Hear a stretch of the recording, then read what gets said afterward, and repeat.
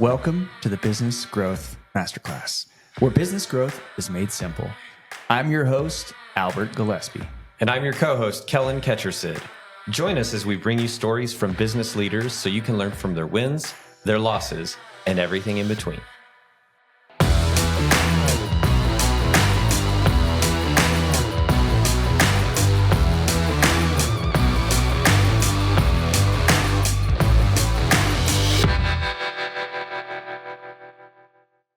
Today's guest is the 15-year president and CEO of the Lubbock Economic Development Alliance, as well as many other organizations that we will get into on the podcast. But welcome to the podcast, Mr. John Osborne. Thanks for having me. Thank you for being here. We have been excited about this one for a while.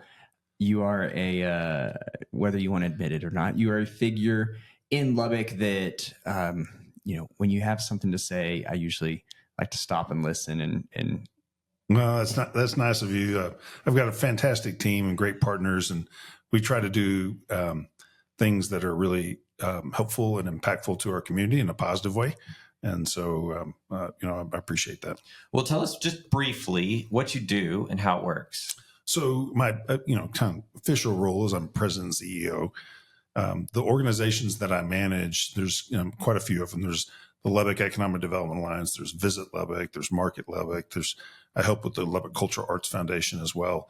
There's quite a few different ones, and each of them are set up and funded in a variety of ways that if we wanted to take the next 4 or 5 podcasts to kind of explain, Maybe we should. Might be enough.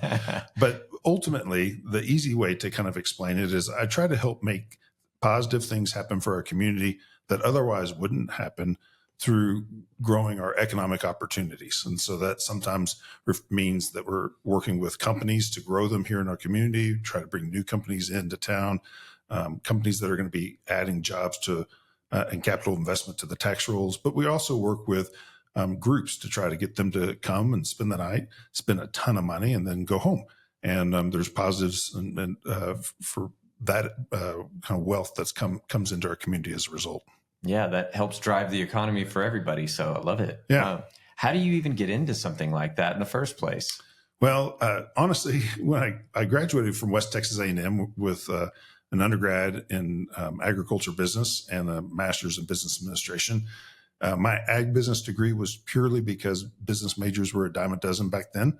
And it was really hard to find a job. And so I just tried to diversify myself. I grew up in the Dallas area and I'd never had a day of ag in my life, but I just felt like it was something different than what everybody else was doing. So when I finally graduated in the December of 1995 with my master's, I just needed a job. And I applied for a job.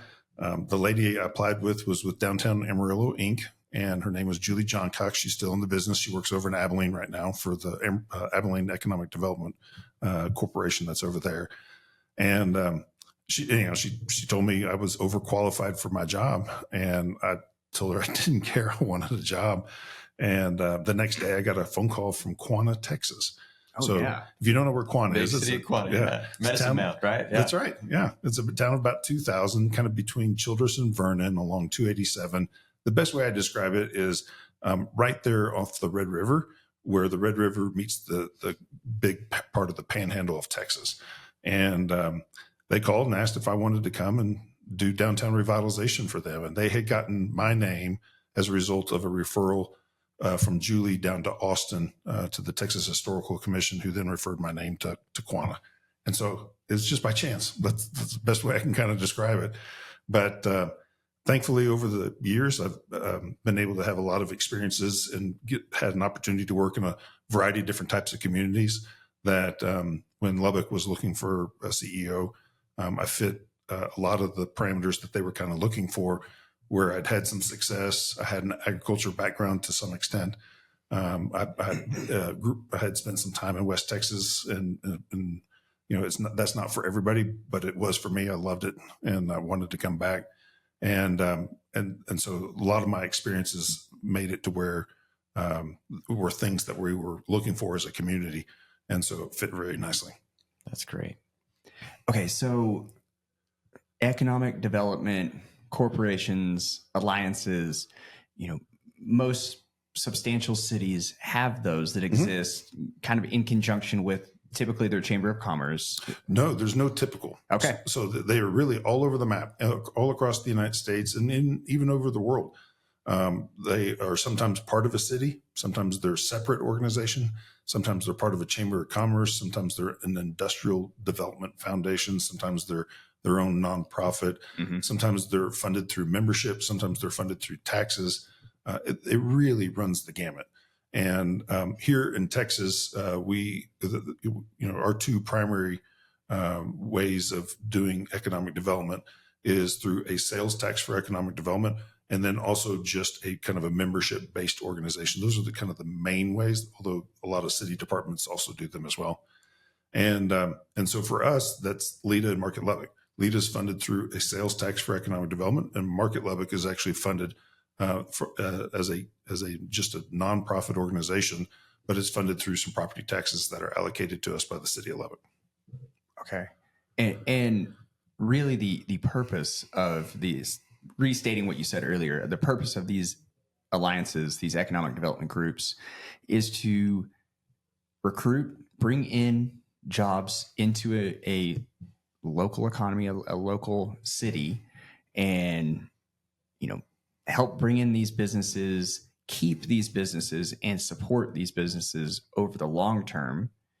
And how do you do that? Yeah, to try to answer your question, it's easier for me to actually tell you a story. Great. And so if that's all right. So prior to 1979, Texas was not allowed to participate in economic development. So we all took Texas history, right? Yeah. And in Texas history, the state of Texas, our communities, our citizens, they flourished when oil and gas flourished. This all prior to 1979. But they also felt the pain when oil and gas was not flourishing. And yet in 1979, we finally decided as a state that we wanted to participate in economic development. And we voted in and changed the Texas Constitution to allow economic development opportunities. We wanted to encourage more business growth in our state. So we made that kind of conscious effort. But we also didn't do anything else. We just said we allow it. So we didn't fund it in any particular way. So during the 1980s, most of the companies that came to Texas came to the big cities because the big cities have all the infrastructure in place. They have all the people in place. They've got the labor force available. They've got people that are building buildings for, on speculative basis. They had everything that a company is looking for. Great transportation network, good supply chain, all of that. And so those cities won most of the deals. And what we found is as a state, the rest of the state, which is primarily your rural communities, and then cities like Lubbock that are, even though we were, decently big back then, we weren't big enough and we weren't around any other bigger communities as well, that it made it a real challenge. And so in 1989, the state legislature said, we want to try to level that playing field. And so if there's room in a community's sales tax, the ability to implement a sales tax, then you can increase it so long as it doesn't go over the total 8.25% that the city and the state combined allow. And so, but they limited it to cities of less than 500,000 people. So the largest of those is right now Corpus Christi. We're second largest, and we got plenty of room to grow. My kids will be retired by the time we finally reach that threshold of 500,000 people inside the city limits of Lubbock. Because we don't have to count the college kids. Well, it depends. Some of them we do, some of them we don't. That's a whole other story. Yeah. Sorry. Yeah. Continue, please. But the point being that in 1989, they made that change, and Amarillo and Abilene were the first two cities to actually implement that sales tax for economic development. It could be up to 0.5%. Lubbock didn't implement it until 2004, and we're at 1/8%. So we're at the lowest level you could possibly do. And what I would then fast forward to is, do you remember I don't remember the exact year. I think it was about 2016, 2017, when oil and gas went negative. Oh yeah. Yeah. Sure do. Do you remember what happened with the state economy? No. We didn't fall to pieces, but we weren't flourishing like we do when oil and gas does really well. But we also still kept producing. We saw good numbers. We still had good job growth. We still had good economic numbers. We weren't, below budget from a state legislature standpoint. We were okay. And so that difference between 1979, when oil and gas did bust back then, and the state's economy was trash, to the mid 2010s, when it also then crashed, is vastly different, and that's the difference that economic development has. That's awesome. It's that bringing in business that diversifies your economy so that you have more money coming into your economy from a variety of sources. So there's not one industry or one company that could kind of directly impact that. And the best way to kind of describe that is, I would assume both of you have a checking account and a savings account, given that you're, who you are with investment capital. You probably have both, right? Right. Okay. If you move money between one of your two accounts, doesn't matter which one, your savings account to your checking account or vice versa, did your economy grow? Nope. So the only way to grow an economy is to put more money into one of those two accounts, right? Yes. And that's your economy. That is the money that you get to deal with. So the goal every single day is to see more money come in than go out, right? Every once in a while, you got to spend some money. You got to pay rent, you got to, or your mortgage, or buy groceries and things. And so that's money out, and you're trying to earn more money to go into those. Well, that same economy is the exact same process that a city's economy works on, or a state's economy, or a nation's economy, or even like a regional economy. So we as a community want to sell things in other places that brings more money back into that economy. And through this effort to diversify business, it's a specific type of business that we're really going after. Mm-hmm. It's great to have fast food chains and restaurants and things like that, but that helps circulate the money. Yeah. What you need is companies that are manufacturing something, or headquarters for a company where they're selling their products and services somewhere else. And that's new money coming in. So you take like a Leprino Foods, and they're manufacturing cheese, or you take, or even for that matter, our agriculture industry. We're growing a whole bunch of cotton.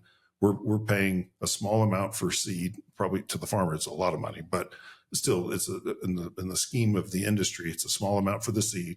We water it, we pray over it, we hope for some sunshine at the right times. We harvest it, and we hopefully sell that new cotton for what we call that added value, that change between all of the inputs and what that final price is. And then when we sell it, that's new money that comes in, because we sell that most of that cotton to China and to Brazil and to Costa Rica and other places that need that cotton to turn it into shirts and jackets and jeans and things. Then what you find is that there's a tremendous amount of wealth coming into our community. In the case of the Leprino, they're selling cheese other places all over the United States, and actually technically into other countries. And so that's new money that comes in to our economy here. And that then grows that economy. It also makes it more stable, so that one company or one industry can't directly negatively affect it, and makes it to where all of us have a much more easy ride for budgeting and for growing our own companies and the such. So would you say that Leprino is an example of a contract that we probably in the past wouldn't have won, or get a company like that to move a big site here? But because usually that would have gone to Dallas or Austin, one of the bigger markets with the infrastructure you were talking about earlier. But I know that Lita played a pivotal role in that. There was a big win for our local economy for Leprino.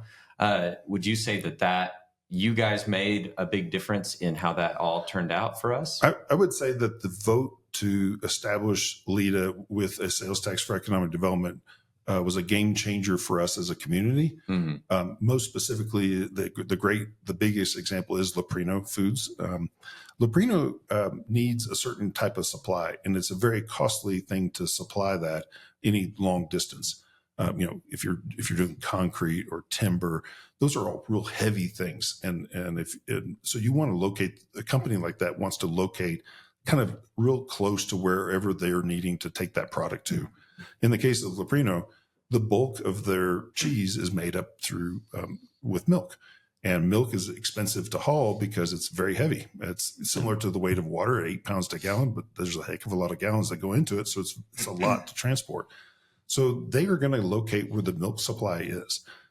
what made the difference for us was by having Lita, we actually had a pool of money that we had been working to save, because we don't just spend it for the sake of spending it. We try to save it in the years that we don't need to use it, so that in the years that where we do need to use it, we have enough to deploy for whatever we need to do. So in the case of building the road for Loprino, or building the water effluent line, or helping to incentivize the company, those are all things that we can now deploy that capital for to encourage them to be here. Whereas there's a milk supply up in Amarillo, there's a milk supply over in Stephenville. There's actually a milk supply in Michigan, and so we had to compete not just here, but we had to compete nationally for this project to be here, because there's other places where they could have easily put it. And without that sales tax for economic development, it makes a world of difference, because you don't have enough money available at any given point to be able to put in those utilities, put in that infrastructure, help with the training of the individuals so that they have a ready workforce. Okay. I gotta pause for a second. There's so much to. I'm sorry. No. I have no short answers. I apologize for that. This is great. You touched on so many different things, and so I want to restate some of these things. And so the checking accounts, moving money from your checking to your savings account.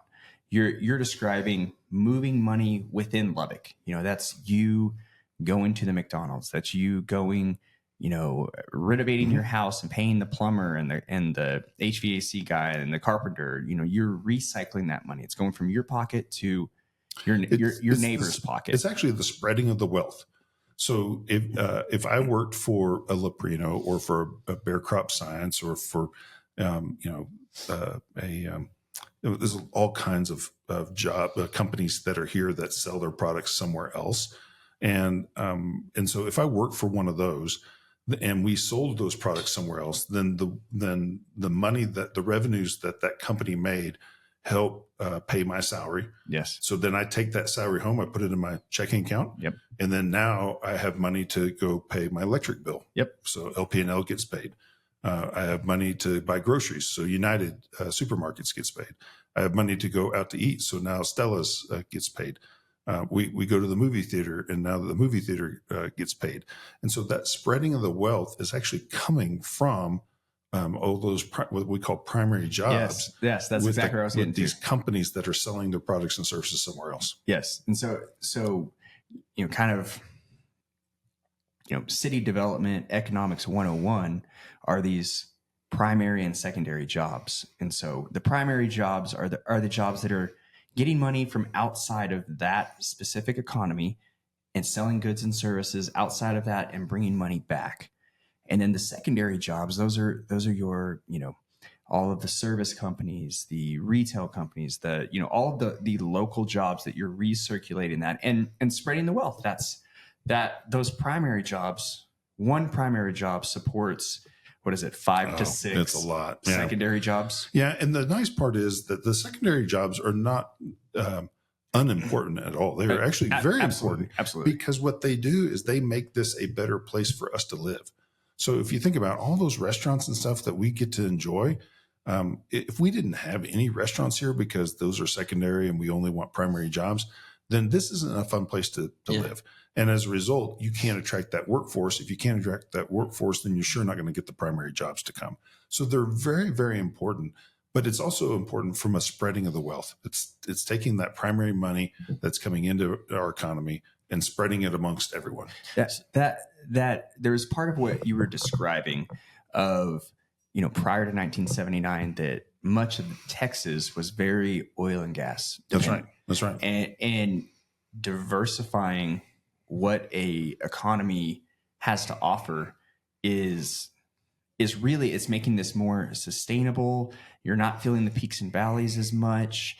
The quality of life is better, but you're building this healthy ecosystem. That's right. And that's what these secondary jobs is basically, making that ecosystem healthy so that, the handful of different industries that are primary jobs, basically you're diversifying that. And so that was kind of a light bulb moment for me whenever you were describing that, was creating that self-sustaining ecosystem. Yeah, and it's interesting because I had heard that sometimes Lubbock doesn't feel the same widespread economic shocks that other areas do because we've got a diversification in our economy. I know there's the cattle market in the Amarillo area, and the cotton market here, and then the oil and gas just south of us. But you're naming off some new players or some additions to that. And now the question I have, as someone who's in the know, in the position that you're in, what opportunities do you think Lubbock has to continue to diversify? Are there some specific sectors or companies that you see as potential players in the next 5 years in Lubbock that could help be those primary jobs? Sure. So there's always the new shiny light bulb that everybody wants to kind of go after. For in the late 90s, it was all the tech industry. Let's go get the tech industry. And then the early 2000s, it's the biotech. We need the biotech industry to come. So there's always that kind of thing that's out there that if you can get some of that, it's definitely worth it. What is that now? Well, so you've got everything from the growth of the space industry and obviously, there's a lot of investment going on with our military right now that are kind of in this new age of how they deploy the military and how they fund the military. I mean, not fund it, but how they operate the military. Mm-hmm. And so there's lots of opportunities there. There's also lots related to aviation. So everything from drones to the different kind of new age aircraft and how fuel efficient they can make those things. And so there's lots of really kind of cool and new shiny industries. What I would say is that we're one of the lucky ones across the United States. Not every community, there is a lot of communities that have a college, but there's not every community has a tier 1 research institution like what we have in Texas Tech University, and the partnership that they do with the Texas Tech Health Science Center, who also does a lot of research in their university. And so that kind of combination of things really creates a tremendous amount of new technologies. But what I always like to say is we don't just need to do research for the sake of doing research. What we need is this research to get deployed to companies. And what is Lubbock really good at? We are really good at family-owned companies and supporting our entrepreneurs. And so if we can leverage the assets coming out of the university from a research perspective and put them in touch with really good entrepreneurs, you have the opportunity to bring tremendous new industries here from a variety of things, depending on what that research is kind of related to. And that's why we do invest in the Innovation Hub over at Texas Tech, right? Because we see that the Innovation Hub is making entrepreneurs better entrepreneurs. And they're also getting to them to think about what research is necessary to solve problems. And then we've really tried to reshape the university's minds into, it's not just research for the sake of doing research. It is, how can we solve a problem that could be commercialized and benefits the researcher, it benefits the university, and it also benefits the entrepreneur. And we bring new industry to our community. So it's a win all the way around. That's great. There's that gap because a lot of the researchers at Texas Tech or the HSC don't have that business background. That's right. So they don't know how to commercialize whatever it is that this brilliant new thing that they've done in their lab. And they need some help on the business side to know how to scale that or how to grow that into something that's economically viable and, market opportunity. But but there's one addition to that is that they may not want to. They may just love to do research. They may not want to own their business. Owning your own business can be very risky. Right. It can be very challenging. So, but helping them think differently, think critically about what is this research? What's problems is it going to solve? And then how can I get that in the hands of an entrepreneur that does want to utilize that research to help solve a big problem? And because some of your research they start their own companies and others do not, and that's quite all right. We have no problems with that at all. What we do want is we don't want that research to just sit on a shelf. We want to make sure we're getting that deployed and we're creating entrepreneurs that are ultimately, the way that you're successful is that you solve a problem and you solve it in such a way that it's financially beneficial for everyone, the company and whoever you're solving it for. And so if we can get those deployed to those types of people, then we're better as a community. They're better as a company, and our university is more prestigious. Okay. I have a question. We've talked. There's so much. I love We're just scratching the surface. The optimism and the growth focus and like the stability focused. Tell me a war story. Like what's maybe one of these opportunities that didn't go well that we missed out on that that you can share, and what were kind of some of the reasons why Lubbock wasn't a good fit, and how do we fix that? So there's probably one of the most recent examples actually was a win for the Panhandle. And to be real honest, if we can't win it in the city of Lubbock, then I want it to come to Lubbock County. If Lubbock County can't win it, then I want it to come to the next county over. And ultimately, I would rather see it come to the Panhandle than say go to Houston. And I'd rather go to Houston than to go to China. And so to kind of keep that in perspective, that there are still wins for us as a state when our state continues to grow, because it's much easier to grow an entire new industry if everybody is coming to your state. It's easier for us to attract them to our own community. But one of the most recent examples was a company out of California that was looking to make a move, and they contacted us. We courted them. The site that we had for them was actually ultimately they narrowed it down to a site in our business park, which is just south of the airport. And if you know anything about our business park, you know that for all intents and purposes, it's at the end of a runway. There's a housing subdivision that's in between the runway and us, but that because it's in the flight path, then there are restrictions at how tall you can build those buildings. So we had the company located in the far southwest corner of our business park, trying to get as much height as we could, and we were still about 10 feet short. And we talked about the fact that A, we could dig down, and B, we could put them on another site. And they said, we are moving too fast and you all don't have the site that we need. And so you're eliminated. This was in December of whatever year that was. It was 4 or 5 years ago. And in April, they actually announced that they were going to go to Amarillo. And when they went to Amarillo, they literally started construction within a couple months after that announcement. They had the site that was ready to go. It was actually a cheese manufacturer called Satique Cheese. They produce a Mexican cheese, and so they were able to. They went to Amarillo because they had all the utilities in place. They had a land site that was available and everything else. And we're not going to have the perfect situation for every single company, and you're never going to bat 1,000. But that was one that we wished that we had been able to win, just because we saw that there was great opportunity to bring a new industry to our community in the dairy industry. And then shortly thereafter, we announced Leprino, and we thought we did a good job on that win. Well, it's nice that Leprino came on the heels of that. And honestly, you're not going to win them all in any business or in any venture that you go into. So it was still better for us in the Panhandle to have them than it was for California to have them. And here's my reasoning, is that if they're going to make cheese, they need dairy supply as well.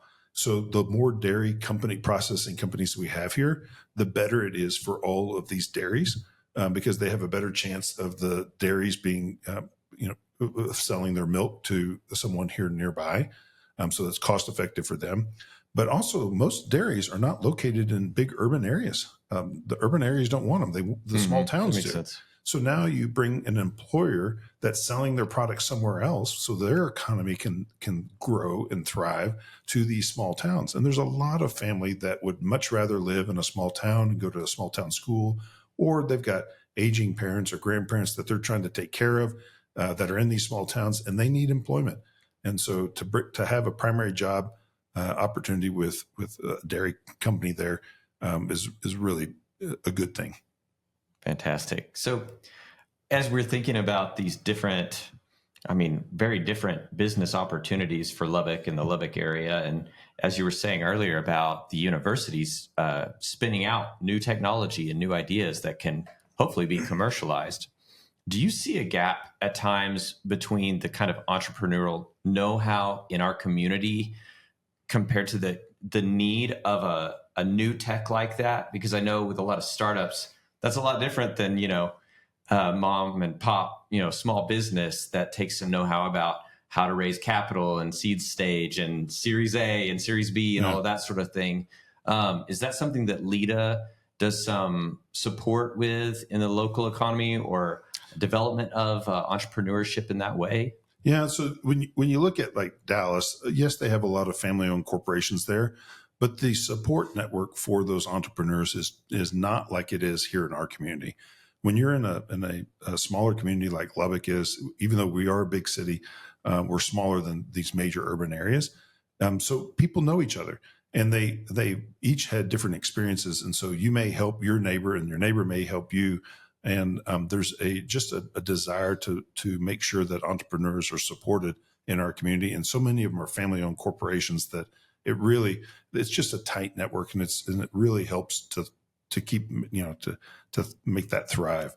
For Lubbock, we realized that we can't just say, okay, here's some new technology, go start a company on it. That there's got to be support in a variety of different ways, and sometimes you pull out of your savings account, sometimes you pull out of your credit cards. Sometimes you're getting what I call friends and family money. Mm-hmm. And then thankfully, we've got a lot more investors that are looking at our companies right now as, hey, this is great technology. I really want to be a part of it. And so we worked actually with Jody Arrington back in the days when he worked for Texas Tech prior to being a congressman to help establish an angel network here in our community. And that angel network has done a good job of trying to invest in a lot of these companies that are coming out of the Innovation Hub.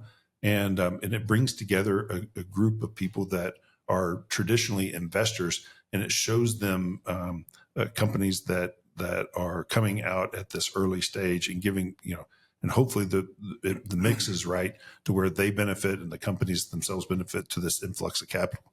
And then what I've noticed is that more and more of our graduates out of the university many of them have cut their teeth in other locations, and they've come back home because they want to raise their family here.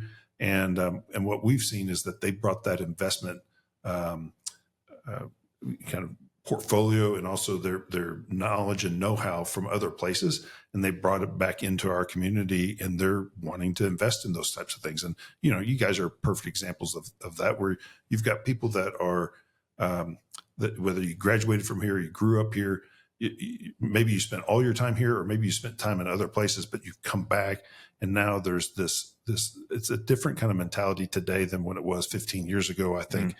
From an investment side of things, seeing that there's a lot of opportunities there. Okay, I love that we started with the people and skill sets and what we have here. Earlier, you mentioned what makes a city viable for other businesses, or a lot of the infrastructure and the other pieces that can support different types of businesses. What challenges does Lubbock have when it comes to infrastructure, and what are we needing really to attract that next tier of business to get here? Well, I think there could, first of all, that's we may take the rest of the podcast on that question, because there's so much that we're kind of working on today that will be implemented over the next few decades that are going to be massively impactful to our community. But I can think of nothing more important than the establishment of the interstate between Lubbock and Laredo. So if you think about our economy as the United States, our largest trading partner is actually not China. It is actually Mexico. And 90% of that trade goes through Texas to get to Mexico. And so Laredo is the largest port, not inland port. It's the largest port in the United States. It's bigger than Long Beach in terms of the amount of traffic that's coming in and out of it. And right now, there is only one north-south interstate that intersects Laredo, the largest port in the United States, with any major city, and that's I-35.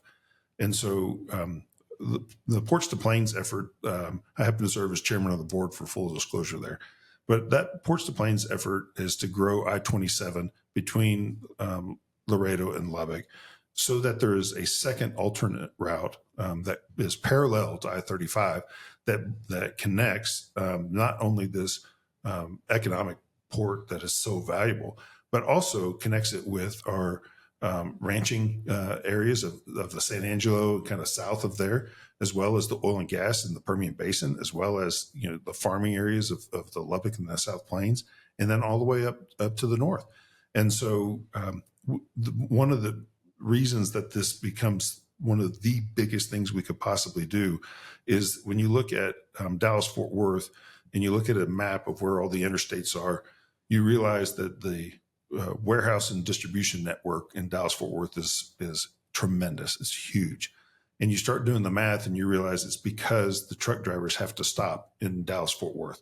That's at one point in time, it was 8 hours between Laredo and that area. And by law, the truck drivers are supposed to stop and rest. So every time they stop, you still want that product kind of moving. And so you stop it at a warehouse, you repackage it, you redeliver it, and you then distribute it from there, either locally or to the east or the west or to the north, depending on whichever direction the product needs to go. Well, anything that needs to go west actually comes back south on I-20 before it connects into I-10. So that's a tremendous amount of waste of time, gas, energy, the whole 9 yards. And so having this alternate route makes it where truck drivers can now that need to go west with their product can take their product and go up I-27 instead of I-35. And thankfully, Lubbock is approximately 8 hours from Laredo. So as a result, as that interstate gets built, now we not only provide a safety opportunity for all those truck drivers through that area, but we're also connecting some of the biggest industries in Texas, oil and gas and the farming and ranching, connect all of that with the largest inland port or largest port in the United States. And we then bring that distribution network. When you bring that distribution network, that brings both manufacturing and retail, enabling us to thrive and grow for the next centuries. So what do we need to do for that I-27 corridor to become a major highway? Well, I probably should first give my sincere thanks to both our state senator, Charles Perry, and all of our representatives that have worked on this, and then also to Congressman Arrington, Senator Cruz, and even Senator Cornyn's helped out as well. Because they have now very quickly, we put together a study of the impact of the growth of I-27 just on Texas, and the payback is tremendous and fast once it's finally built. And so, we've changed TxDOT's thinking as it relates to having this alternate route, and they are now very much vested in it and wanting it to grow. That was felt by our congressmen, U.S. congressmen and senators, and they actually championed a bill that now has named I-27 as future interstate between Lubbock and Laredo, and then we've already had a ribbon cutting of some roadway that was now officially designated as I-27. I-27 used to stop at the South Loop, and now it stops 4.5 miles south of there. And so there's so much investment that's taken place in the transportation world. If you don't have plans in place, then there's no way to actually build it. And so the only way to get that is to start that funding process for those plans to be made. And you want to be in what they call the UTP, the Unified Transportation Plan. Once you get into that, then you're more likely to be funded on your projects. And we've gone from having almost no projects up and down the corridor in that UTP to now over $4 billion worth of projects in that UTP. There's relief routes already being planned. There's connectivity that's already being looked at. It's been from a transportation side of things that nothing ever moves very quickly, and it's gone at light speed compared to that. That's fantastic. So that means that this is probably going to happen. How long is the timeline from now till when we see this? So think about how often you see an interstate be built. And now talk about the amount of land that we got designated as future interstate actually takes you from not just Lubbock to Laredo, but also from Amarillo up to the northern tip of Texas, and also from Amarillo over to Raton, New Mexico through Clayton. And that amount of miles is the same as if we were to draw a line between Dallas and Indianapolis. So it's not, this is a big country, and it takes a lot of money and it takes a lot of time to kind of get all that developed. What I would say is that things are moving so much faster now that the hard part is actually the relief routes around the communities, because they've got to all decide where they want those. But once you see where they are, then it's much easier to kind of connect from this point to this point. And so we should continue to see more and more investment going in. And we still have bills in front of Congress right now that are going to impact this corridor tremendously over the years. But I can't wait for the day when you can drive the entire route, but it's not going to be tomorrow. It'll be a few tomorrows after that. Yeah, just if you could look into your crystal ball, is this 5 years from now, 10 years from now, 25 years from now? What? So a lot of it also depends on if there's any potential for military funding. So you think about an interstate, and I don't know how often you've tried to cross an interstate just by walking. It's very, very difficult. I try not to do that. I don't either, but I also try not to hit the people that do decide that they want to cross. And so if you think about that from a logistics standpoint, the border has really experienced a lot of challenges with people coming across the border and the discussion of the wall and whether we need one or not. And I don't have a tremendous amount of opinion on it. But if you built an interstate from Laredo to Eagle Pass to Del Rio and then north to Sonora, you just created a massive barrier for crossing into Texas just because who wants to cross an interstate where there's truck traffic going at 65 to 75 miles an hour? And not only that, but you can light that so that it's much more visible at night, whereas that country is much more rural and difficult to get a lot of light in. And then thirdly, you create an aircraft corridor for drones, and you can even put cameras on those light poles and the such. So if that's the case, then why wouldn't the military want, or why wouldn't the powers that be in Congress want to fund that? Because it's acting just like a wall and creating opportunities for safety and security for our nation. And if you do that, you've just done the hardest part of the whole corridor, is trying to prove why you should put it there, because there's so little population in those areas, and yet you're still connecting Laredo with, at that point, I-10, so in Sonora. And then it's actually pretty easy between Sonora and San Angelo, because that's already four lane divided. It doesn't take much to make that interstate. And then between San Angelo and Midland and San Angelo and Big Spring is a little bit more challenged because you're going through oil and gas country, a lot of pipelines and the such. And then once you get kind of north of Midland and Odessa and north of Big Spring, and connect back up in La Mesa, and from La Mesa to Hoka, which is basically where the interstate ends now, it's not terribly difficult to do that because it's mostly 4-lane divided highway already. Yeah. Okay. I got to spend a little time in Big Spring last week and met with their economic development. I lost her name. I met with their group last week, and they're already making plans. Yes, very much so. They already have, the designated area where it's going.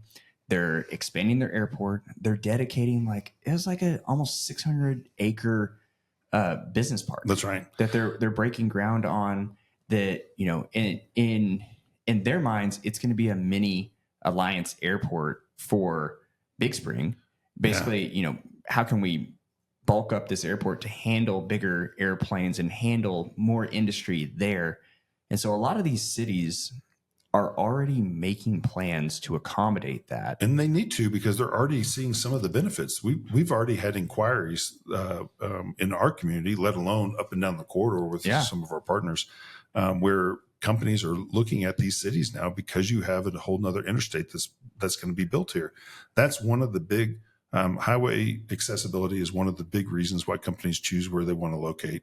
And so if you're difficult to get to and you're not connected by highway, it makes it a real challenge to recruit companies. Let me ask a question for our listeners, because a lot of business owners, entrepreneurs, investors in the local economy might be listening. How might they take part in this initiative, or what opportunities might be there for them if they want to benefit from this I-27 corridor? The Ports to Plains organization is a nonprofit organization. They're membership driven. And so, you can become a member if you would like. But what's probably the most important and most impactful is to continue to have conversations with not just your local officials, but also your statewide and national officials, whoever represents you. Encourage them to continue to invest in and tell them how important this is. When you start to bring that interstate here, it creates a lot more safe environment for your truck traffic, which makes it safe also for your cars, your vehicle traffic, and brings a lot of economic opportunities to continue to grow that economy. When you guys did this pilot study, or I can't remember what you referred to earlier, but basically an estimate on the numbers, is there a dollar amount that there'd be an influx into the local Lubbock economy once this is fully built? And do you remember a ballpark on that? I don't remember the numbers. We did it like in 2019, and it was actually performed through TxDOT with the help of a company called Garver and Garver Consulting. And the impact was tremendous, but they did look at it based on each of the kind of the regions of Texas. So they looked at it in South Texas. They looked at it in the oil and gas area. They looked at it in Lubbock. They looked at it in Amarillo. They looked at it all up and down the corridor. So they have the entire impact. And then they have the impact that it would be on us alone. One of the numbers that stands out the most to me is that they see that by 2050 or 2060, there'll be 1 million people in our area. And that doesn't mean 1 million in our city limits. That's 1 million in our kind of 15 county area. And that's a little bit hard for all of us to fathom, especially if you grew up here and you're not used to huge population growth. But again, you bring that warehouse here, it creates opportunities for jobs. That brings also manufacturing because of the products that are here. It brings retail because of all the jobs that are now being supported by the warehousing and the manufacturing industry. And that brings rooftops, which brings the need for retail, which brings more need for warehousing. And so that kind of just continues to grow. And that's one reason why we see at the Texas Triangle between Dallas, Fort Worth, San Antonio, Austin, Houston, that triangle continues to really flourish and grow because it's almost feeding on itself. It's just, you got to keep feeding the beast. Every time you have more people move there, you got to have more warehousing. Right. Every time you have more warehousing, you got to have more trucks bringing stuff. And all that bringing the product brings more manufacturing, and it just continues to grow. That opportunity is there for us as well as we grow this corridor. And so it's very easy and very plausible to have 1 million people in this area in a few short decades. Wow. This is exciting to hear. I love this project. We tried to be engaged with it. Went to the ribbon cutting. That was a great time, and all the pomp and ceremony involved with that was a lot of fun. I think we've hit on like what's in the future aside from the ports to plains. What's something in the nearer term future that you're really excited about? We've got a lot of great companies that are looking at us right now. One thing that we loved about Leprino is that even though they were at the time the 122nd largest privately held company in the United States, it was owned by a family, and that felt like us. And their culture was a lot like us. And so the companies that we're kind of talking to right now, we find that we connect much better with companies that are run by with a similar culture as to what we have in our community. It's just ends up everything fits better, everything works better, and the opportunities for them to be successful and for us to help grow that company are quite tremendous. And so we're seeing quite a bit of variety of types of projects.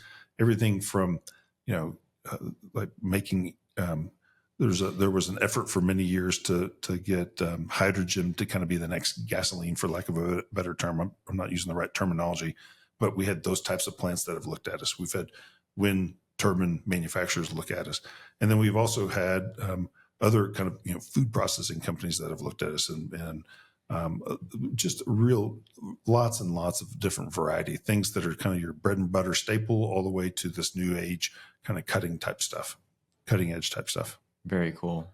Well, we'll be on the lookout for whatever it is that pops up here in the next year or two. So I think we might be ready for our fire round to close out today. Let's do it. Okay. So, John. Yes. What's your favorite movie? Oh my gosh. I know this sounds so cliche, but I was 5 years old when I got to see Star Wars for the very first time. Excellent. And I just can't hardly break away from that. The Maverick, the Top Gun and the Maverick that followed up were a very close second. I just thoroughly enjoyed those. But I like lots of different movies. No argument for me on those. Good choices. I know he said that like a father of three boys. Yeah, we watch a lot of boys movies in our house. I like that. Okay, aside from the Bible, what is your favorite book? Oh my gosh, there's one of my favorite books of all time is a book called Bud and Me, and it's based on a true story. It was the stories of these two brothers, Bud and then the other gentleman and his brother, and it's written by the wife of the Me. I can't remember his first name off the top of my head. It's been a while since I read it, but it's back in the Oklahoma territorial days. And the father had the mother had tragically passed away, and so the father was trying to raise the two boys, and he was also the territorial sheriff. There was a better title for him, but essentially he was the sheriff of the territory. So he's busy and he's running around and trying to catch bad guys and such. But he's also trying to raise these two boys, and the two boys are adventurous because they live in the Oklahoma territory and they live with their dad, and he's adventurous. And so one day, the sheriff of the Oklahoma territory was friends with the governor of New Mexico, and so they just decided the two boys decided that they were going to go see the governor of New Mexico. So they got on horseback and rode to New Mexico to go meet with the governor. And a lot of things happened along the way. And interestingly, the sheriff had kind of ridden behind them to just make sure that they were A-okay that whole route. Then secondly, they saw that Teddy Roosevelt was coming back from one of his big safaris and adventures, and he was landing in New York, and they wanted to go to New York to go meet him. So they loaded their horses onto a train, and they took the train to New York and got up there to meet Teddy Roosevelt. And while they were up there, they decided to buy a car and drive it back. So it's like that kind of crazy adventures. Oh, I love that. But it's just boys, and they were young at the time. I can't remember if they were late grade school or junior high kind of type, but we as parents probably wouldn't allow our kids to do that today, nor would they ever have that opportunity. Of course. But it just shows the difference that 100 years might make in society. It's just it's an easy read, but it's a very, very fun read. And it just kind of inspires you, especially if you have boys. Yeah. Oh, I'm in. Okay. Yeah, we'll be reading that with the kids. And anytime you can get Teddy Roosevelt involved, it's going to be good. Yeah. So. All right. What's one piece of business advice that you've heard floating around out there that you don't necessarily agree with? Oh my gosh, I haven't thought of that. I've never been asked that question. I don't know. I'd actually have to think of that one. Yeah. I don't have something that just comes to mind. Yeah, that's coming to mind right off the top of my head. I will say this, that I've worked for a lot of nonprofits in my years. I've worked for a couple of cities, and I've also worked for a state before. I've always wanted to own my own business. I've dreamed of owning my own business and never had the guts to really do it. And I wish that I could. I wish that I did. I wish I had that risk factor in it. And so my father was a risk taker. He owned lots of companies, some that were very successful and some that were not. Mm-hmm. And I always admired that. And he was a good man. That's great.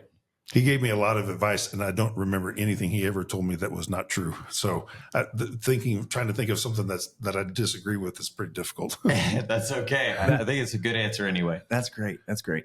Okay. How can we send people to you? How can people get in touch and do business with you?